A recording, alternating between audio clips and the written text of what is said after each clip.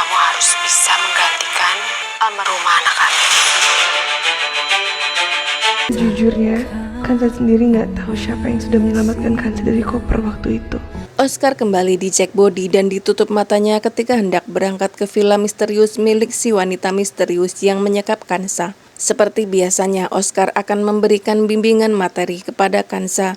Kansa juga nggak tahu caranya Kansa bisa sampai ke tangan ibu misterius ini.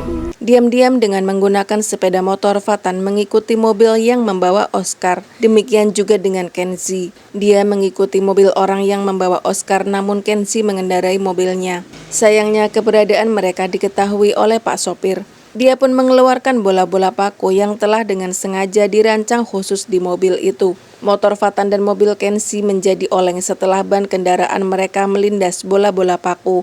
Fatan terjatuh dari motornya dan mobil Kenzie juga terperosok ke semak-semak di pinggir jalan. Begitu melihat Kenzie, Fatan bergegas menghampirinya dan memukulnya. Fatan geram karena Kenzie telah mengajar Monica hingga Monica mengalami pendarahan otak. Kenzie berusaha melawan Fatan, namun Kenzie kalah. Itu buat semua kejahatan lu sama Monica. Kenzie pun kabur dengan mencegat motor yang lewat di dekatnya. Pak Aksan sangat sedih karena telah gagal menyelamatkan nyawa Monica. Walaupun selama ini Monica telah begitu jahat pada keluarganya, Pak Aksan tetap ikut merasakan duka yang mendalam atas kematiannya. Pak Aksan menyampaikan berita duka pada Bu Rara yang sedang berkumpul dengan Funi dan Oma Inggit. Apa? Monica meninggal, Pak?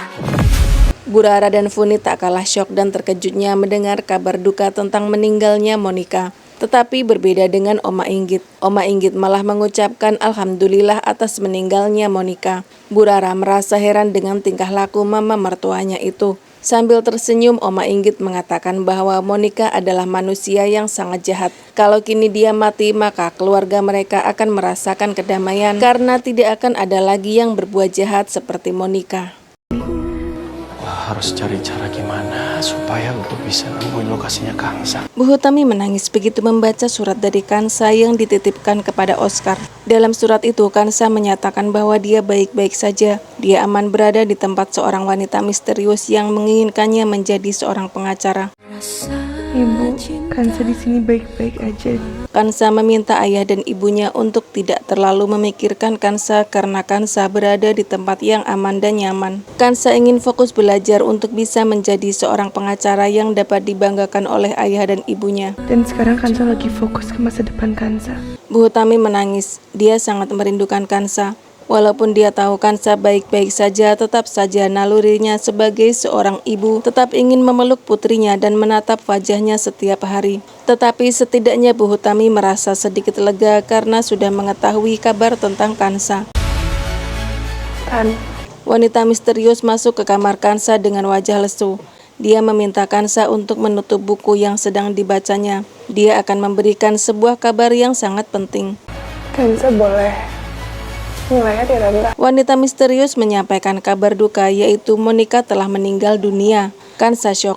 Walaupun Monica selalu berbuat jahat padanya, tetap saja dulu Monica pernah menjadi adik tirinya. Kansa memohon-mohon pada wanita misterius agar diizinkan untuk melayat. Kansa ingin memberikan penghormatan yang terakhir. Kamu boleh melayat. Kansa diizinkan untuk melayat Monica. Tetapi wanita misterius memberikan syarat, yaitu Kansa tidak boleh terbawa perasaan ketika bertemu dengan Fatan dan keluarganya. Fatan pasti ada di sana juga besok.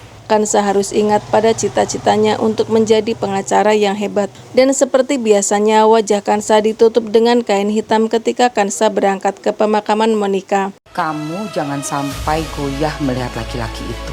Di pemakaman, Kansa bertemu dengan Fatan dan seluruh anggota keluarganya. Kansa menahan dirinya untuk tidak cengeng dan terbawa perasaan.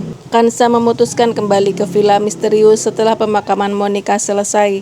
Jangan biarkan perasaan kamu menghancurkan apa yang sudah kita bangun di sini.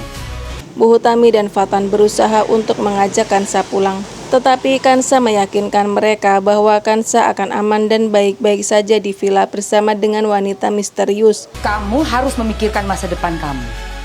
Kansa? Kansa akan kembali setelah menjadi seorang pengacara yang hebat seperti cita-citanya selama ini.